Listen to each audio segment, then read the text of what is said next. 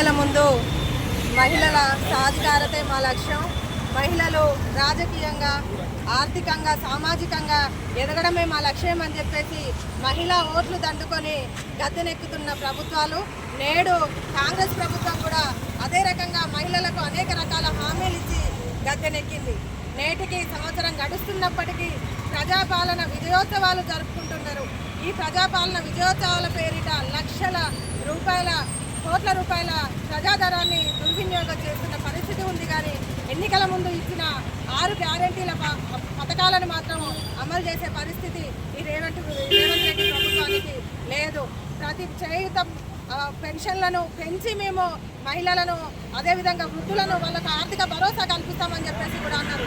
2000 ఉన్న చేయుత పెన్షన్ను 4000 రూపాయలు చేస్తామని చెప్పేసి అన్నారు.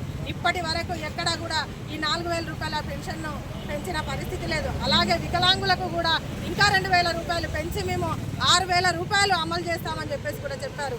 ఇప్పటి వరకు 6000 రూపాయలు ఏ ఒక్క వికలాంగులకు ఇచ్చిన పరిస్థితి లేదు. అదేవిధంగా రాష్ట్రంలో దాదాపు 70% మంది మహిళలు ఒంటరి మహిళలుగా ఉన్నారు.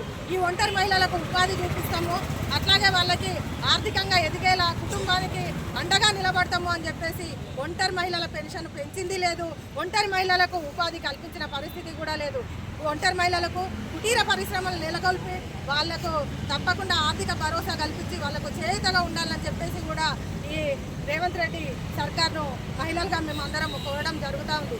అదేవిధంగా 6 గ్యారెంటీల పథకాల్లో మొట్టమొదటగా నేను మహిళలకి బస్సులు ఫ్రీగా అందిస్తున్నా అని చెప్పేసి బస్సు ఫ్రీని పెట్టాడు. బస్సులో రద్దీ పెరుగుతుందని చెప్పేసి కూడా ఏదైతే ఫ్రీ బస్సు పెట్టిన పేరిట 3000 బస్సులను రాష్ట్రం అంతటా కూడా తగ్గించిన పరిస్థితి ఉంది.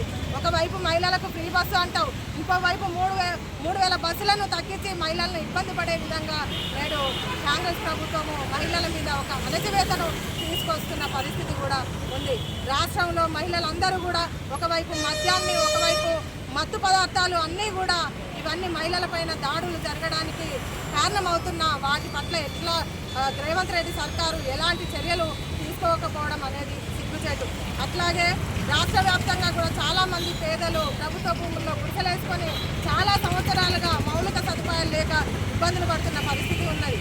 అట్లాంటి పేదలని ఆదుకోవాల్సిన కాంగ్రెస్ ప్రభుత్వము ఈరోజు మహిళలు, పేదల ఓట్లతోటే గద్దెనెక్కిన ఈ కాంగ్రెస్ ప్రభుత్వము నేడు ఆ పేదలకు నివాస స్థలాల్లో వాళ్ళకి పట్టాలు ఇవ్వకుండా, ఇళ్ల నిర్మాణం చేపట్టకుండా వాళ్ళ పట్ల చిన్నచూపు చూస్తున్న పరిస్థితి ఉంది.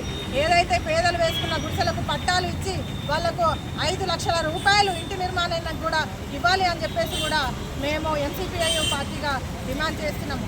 లేని పక్షంలో మహిళలందరి ఆగ్రహానికి రేవంత్ సర్కారు గురి కావాల్సి వస్తుంది. ఆగ్రహానికి, మహిళల ఆగ్రహానికి గురైతే గద్దె దిగక తప్పదు అని చెప్పేసి కూడా ఈ సందర్భంగా మేము డిమాండ్ చేస్తా ఉన్నాం. వంగల రాగసుధ, ఎంసీపీఐ పార్టీ రాష్ట్ర కమిటీ సభ్యురాలు.